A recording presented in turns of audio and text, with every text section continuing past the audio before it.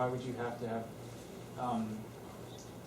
because if there's a lot of corrupted files and there's a lot of errors, that means there is a problem with the computer, or the program. I mean, they shouldn't just be corrupting and having all those errors all the time. I mean, it just They happen in every environment. East Texas Copy came and added a user profile to Judge Terrence's computer. They corrupted her system. Why did that happen? Probably, it could be because of the things that you have put on there. No. You don't think so? Not I thought a that's user profile. I thought that's what you were saying, because you said that that because of her security system, which you put on there, Backup system. or her backup system. But But it has it nothing to do with East Texas Copy coming in and creating a user and then that corrupting her whole system. That's a Windows-based issue. Okay, And so. but that's probably because of Guys, their software. Excuse me, just a minute. I understand where you come from, I understand where you come from. You have your time here in just a minute. I still want a cost from you next month. What it would cost if we go the server route? Shoot me out. I mean, y'all talking way above most of our heads, I would imagine. We have no idea what you're talking about. With a big face We just 20. want something that works, that's gonna save us money. If we have to spend $2,500 or $500. I would like to see a proposal, cost-wise, of what you're suggesting. Sure.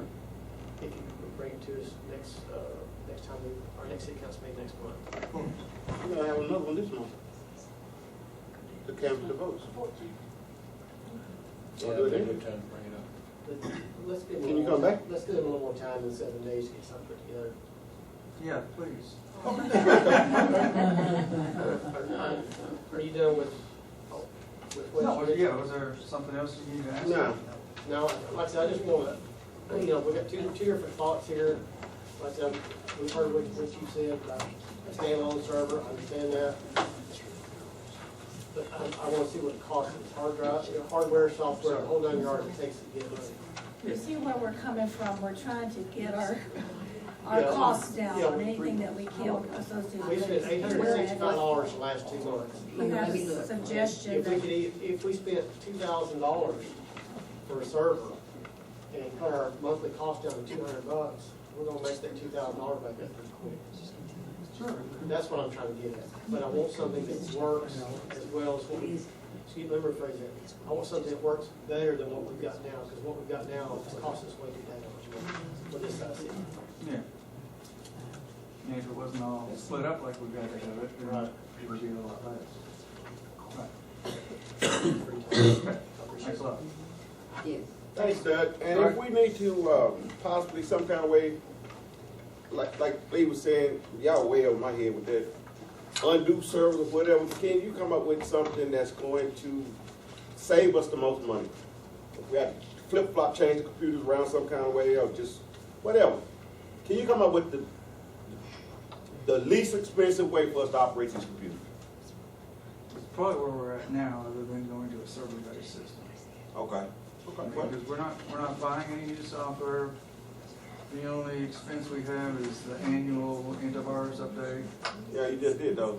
could Yeah. you maybe include the pros and cons of doing a single server as opposed to, I mean, are there other things we need to consider by going to a single server, or?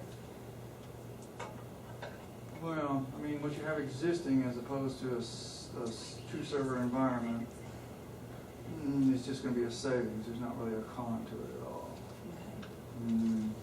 Okay. I mean, it's all going to be just a savings. You won't have this hour and a half monthly expense as opposed to a 30-minute monthly expense. Doug, does this building lend itself to hardwiring in the system like that? This building is hardwired.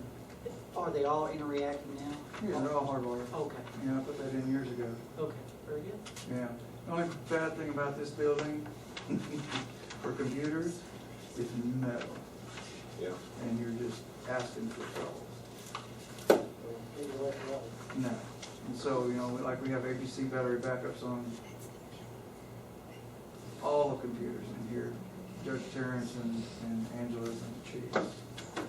Just so in case we have some kind of lightning strike, we got something to initially try to stop the lightning strike.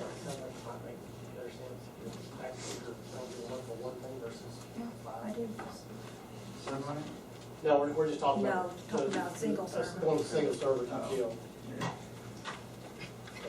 Okay. Appreciate your All time. right, Thank you, thanks. folks. I'll Thanks, let you Aaron. know when we go out the next meeting. All right, Thanks, sir. Mr. Armstrong, I apologize, but like y'all were talking, this isn't really a deal for two guys to sit here and talk back and forth. While one system works and one won't, it's kind of a deal. He gives his proposal, you can give us yours. But it was kind of informative. Well, for what parts of it I can understand, yes, but I'm not a computer guru like these guys here. But did you got a presentation nice?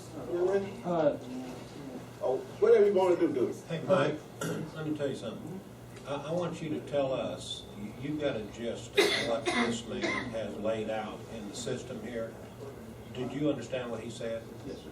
Can you give us your opinion of any corrections or additions that need to be made to that to where it save the city money? Could you get up here and give us a presentation? Yes,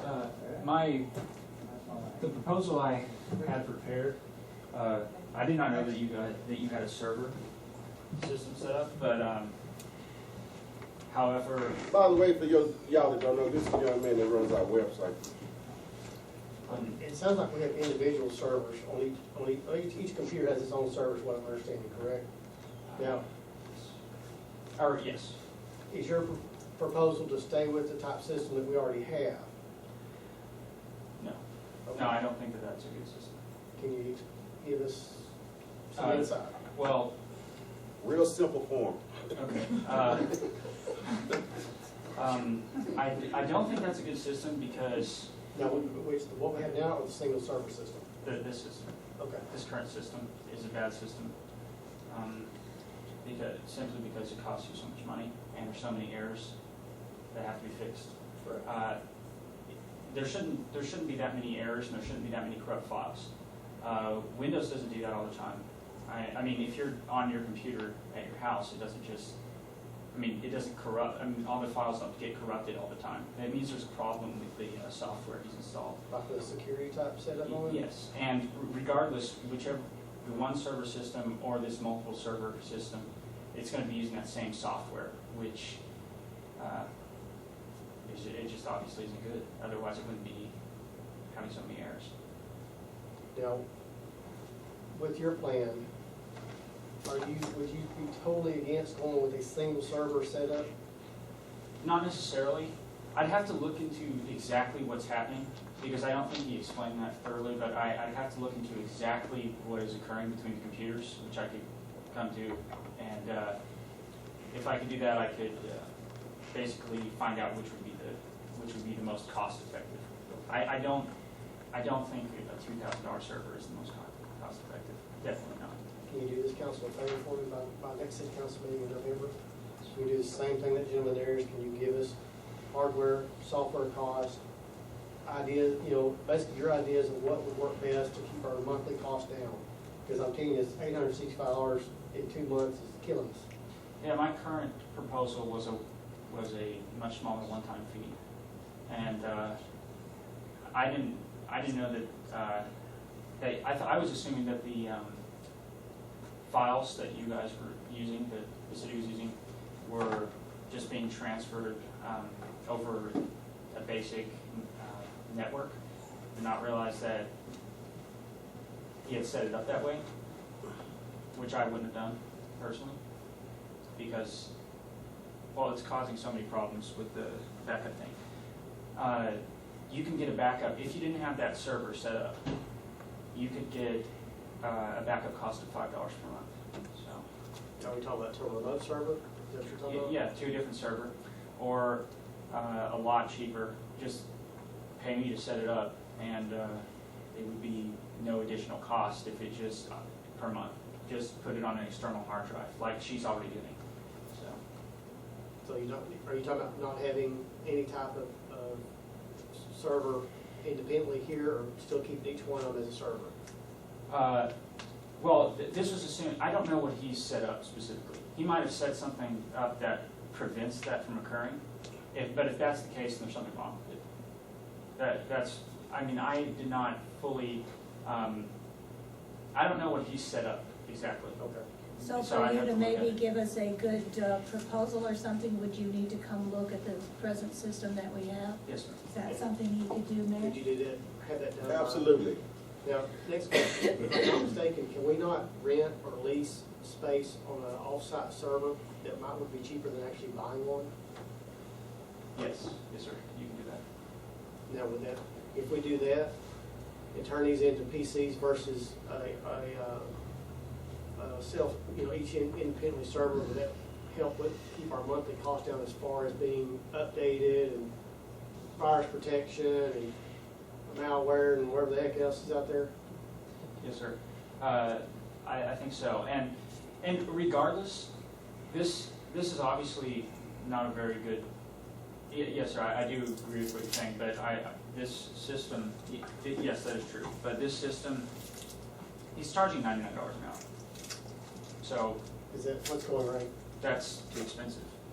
I mean, Our both being charged 75, I'm sure his computer is smarter than yeah, all the no, other stuff. no, that's too much money, and at least for what he's doing for every month. So he's charging for errors with his own software, which I don't think is a good thing to do, anyways. Basically, I need to look at the computers first, Okay. so before I can. Well, you've got 4 weeks. Mike, didn't you say that the backup system here is kept in California somewhere? Yeah, that's. Well, that's kind of scary, isn't it? I mean, what if this guy died in a car wreck going home? I mean, wouldn't that kind of put us in a little Yeah, they're- predicament? Well, but it depends on I guess it depends on if the city's got the lease agreement with the server in California, or if he does. I don't know how But the stuff is But set you up. have no idea because you don't know where the Californian server is. But you, Mike, didn't you indicate that we could have a fireproof safe here that you could store that information in that would be completely Yeah, that- He accessible told us by? we've already got some kind of fireproof safe or some kind of. Yeah, What is just, it? just put it. But he's sending a lot of this information off to California. Now, are there offsite servers that are closer in proximity than California? Yes, sir. Are there like? In Texas, for one, but closer than that.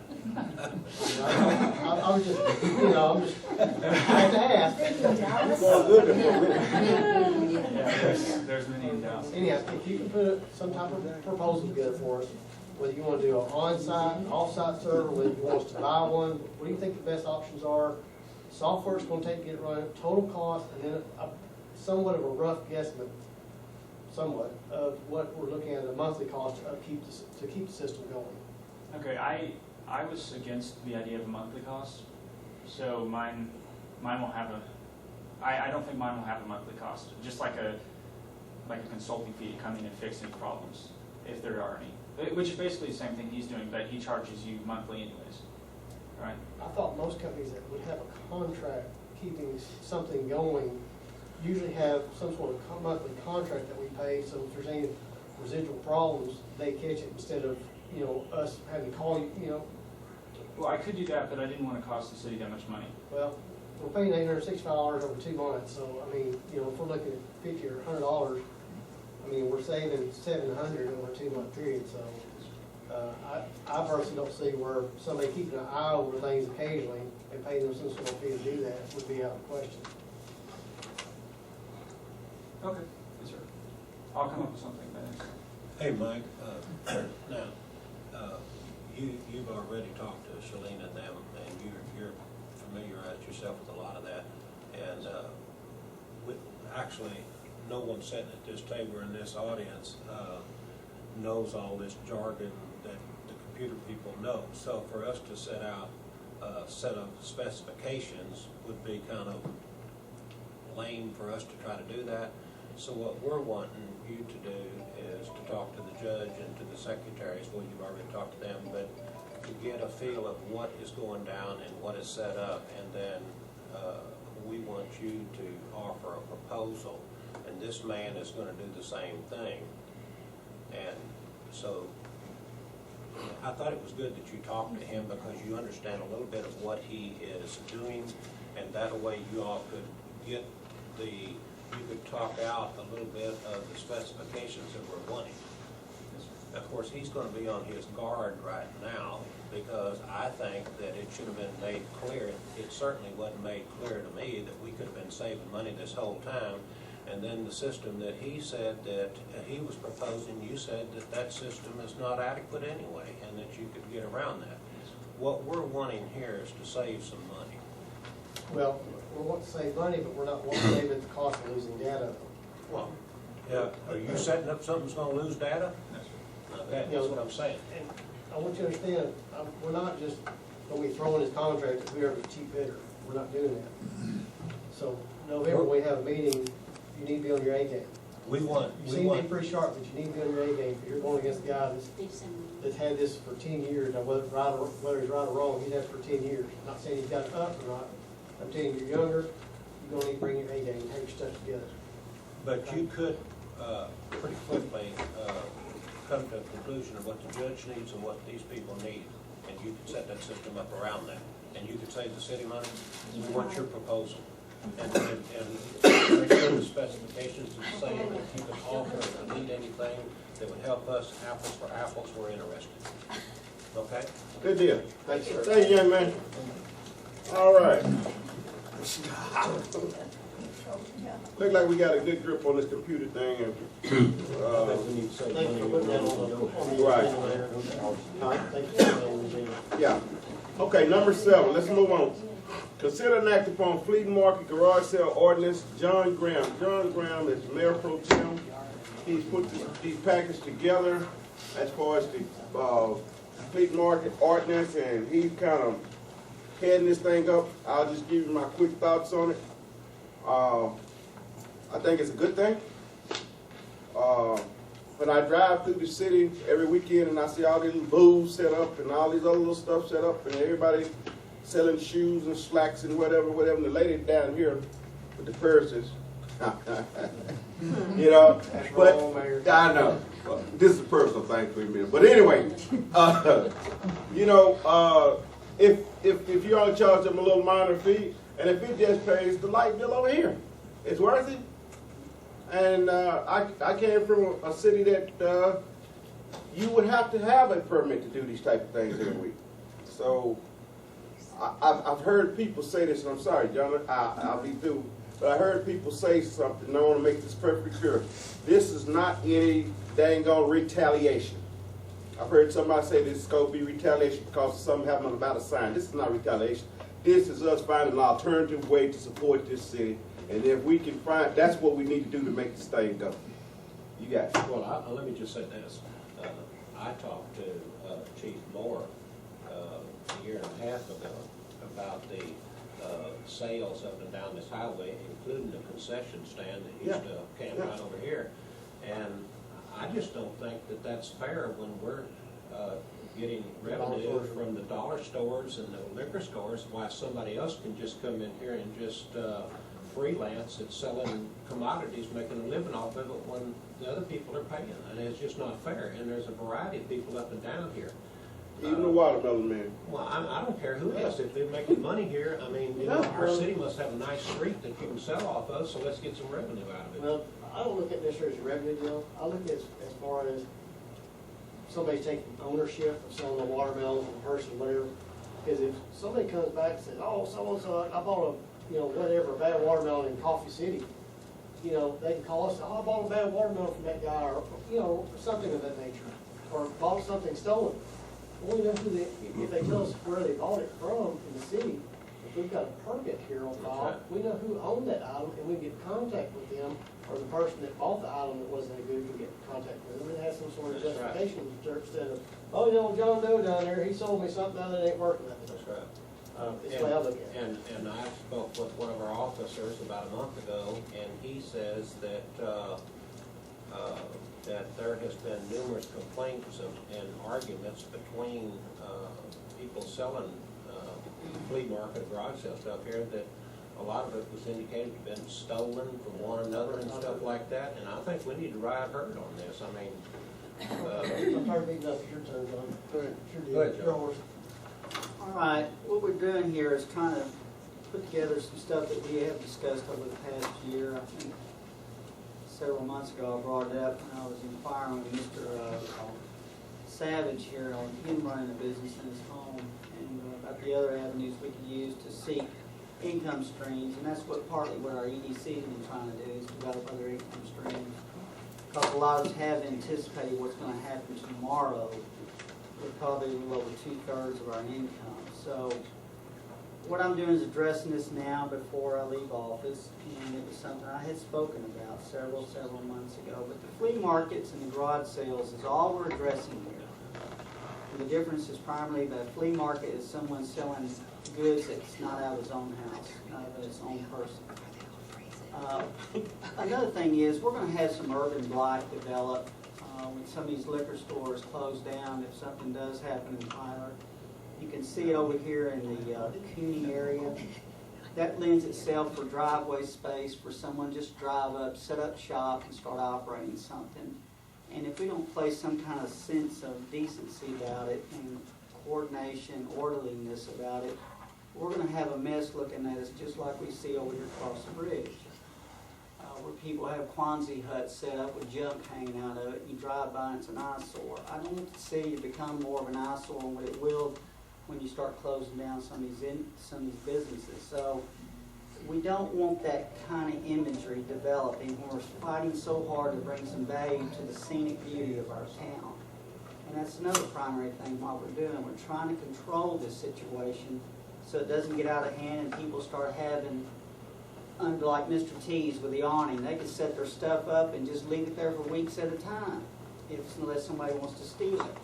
And I don't want that imagery started up. We're going to have control over it and keep the imagery of our city what it is, what we can. So if we place some kind of minimum amount of value for them to operate, it gives something back to the city to provide them both, for the citizens and them themselves, to have police protection while they operate their merchandising. And this also places some control in someone having a garage sale every weekend. He could go out and buy some stuff from other garage sales, set up his own garage sale, and he's rehashing stuff right there in his front yard every day. And that's really nothing more than a form of running a business without sales tax. So we need to face some of this stuff and try to get a little control over it. It'll cut down on the way signage is being put up and not removed. It places a little bit of value in trying to keep the city in a good, orderly fashion. And so what I've done, I've gone out, of course, on the internet, and there is a bunch of cities that do this. So a lot of this language is just paraphrased and plagiarized. And I've formulated an ordinance that we have gone over here. I think the members of the council have had time to read it. But this just addressed flea markets and garage sales only. This does not deal with food vendors. I didn't want to complicate the issue. But this is just for the marketing of merchandise and not consumables. So is there any questions from the council body? Well, I do have a couple questions. Sure. Why wouldn't it be that included food vendors? It- What if I set up a hot dog stand out there Well- and sold $1,000 worth of hot dogs a week? Am I good? The languaging for description of food items and things becomes very arduous. And I didn't want to print the Bible on this one particular night. Okay. So food and things consumable like that, watermelons, vegetables, things So of that it would either nature, take an amendment that would to take a this different ordinance or a ordinance. different I didn't want, ordinance. I want to just deal with I the see what you're saying. merchandise. I see Yeah. what you're saying. Okay. Keep it. I keep it have simple. another question Yeah. on Section E. Now, I don't know if I understand this correctly. I lived at one point in California, and they used to take the spaces in the drive-in theaters, and they would rent them out. And the city had a per car space charge that they charged the vendor to have this little dog and pony show. Am I understanding E here that a person could obtain one permit and then he could bring in as many clients as possible? Well, that doesn't sound fair. No, there's a subset to this permitting process. Each owner- person, The owner of the property gets charged a permit fee. okay, He is responsible for announcing all the vendors, and per vendor is $5 more per day. so in other words, the the person that owns the property would actually pay the $50 fee. That is correct. And then each vendor on that property, He has to give an $5. accounting of those individuals. Yeah, for $5, it's kind of puny, isn't it? Well, it gives us some, well, we're not here to kill. Well, I'm just saying, but if this ordinance stands, and it's ordained, well then, if I have a piece of property down here that's got 835 feet on it, so I pay $50, and then if I wanna bring in 60 people out there, I pay $5 a pop. And then we get $300 a day. So we'd love it if you did that. Well, that sounds very, Pay the light bill. very sweet, but, Well, this is always an adjustable Do you have an item, idea, but Monty? I mean, $5. Do you have I an mean, you idea? can sell a lot of stuff You got a money figure? for $5. You see, I'm getting back You to have money- the you dollar have money stores. figure? But listen, No, what listen, I'm getting back to the stores that are paying. The comptroller's actually charging them. I mean, assessing that tax. And to let a person come in for $5 doesn't sound like it's too fair. I think that each individual should have to pay that, and not just the property Each owner. individual has to pay the In 50 fact, also? I don't even, I'm curious why a property owner would have to pay anything, because if he's dealing out the lots, the people that have the lots should actually have to get the permit. He should probably have to get the permit for them, but I think that they should pay individually $50. well, they may be paying him something. Well, I'm just saying, for instance, But what you're doing, Mike, from bridge to bridge, sometimes I drive by and there's purses and hot dog stand and all this other food stuff, which you say is not in here, and I understand that. But if you set a precedence by this ordinance here, well, that would encourage people to run up here and set up all the way up and down the strip, as I call it up here, to sell for $5. That's a pretty easy little old price, $5. I mean, hell, I could go in there and sell saddles or whatever else out of there for $5 a day. I think that each person should be charged $50. Mike, here's what I'm doing. Every piece of property out here is titled to someone. That person that owns that property is ultimately responsible if somebody sets up shop on his property. Right. And if there's not a permit filed, then we have the pleasure of fining him. So the responsibility of control of the looks and the activity occurring will be based on the property owner, not the vendor. So if the vendor sets up a purse selling business on front of Mr. T's, and if he continues that without a permit, Mr. T, whoever owns that property there, gets a fine for not having a permit of his property. So it makes everybody aware of his property in our city being used for such commerce. Does the individual get Okay, get ticketed also? one other question. He has to show his permit. If he doesn't have a permit, then the police ask him to close shop and leave.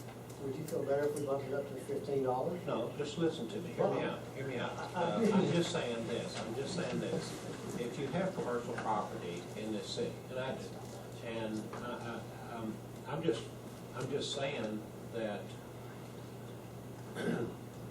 I'm just saying that the property owner, I think he should indeed be responsible for identifying the people that he is potentially going to lease out a piece of property for. Now, in here, did you make a provision to where this has to be renewed by a commercial venue for this guy every There's a week time- or every, There's a time limitation. and then they have to come back and And re-permit? there's also a limiting factor of the fee itself. If he wants to operate 4 days, he pays 4 days permit fee plus $5 per vendor.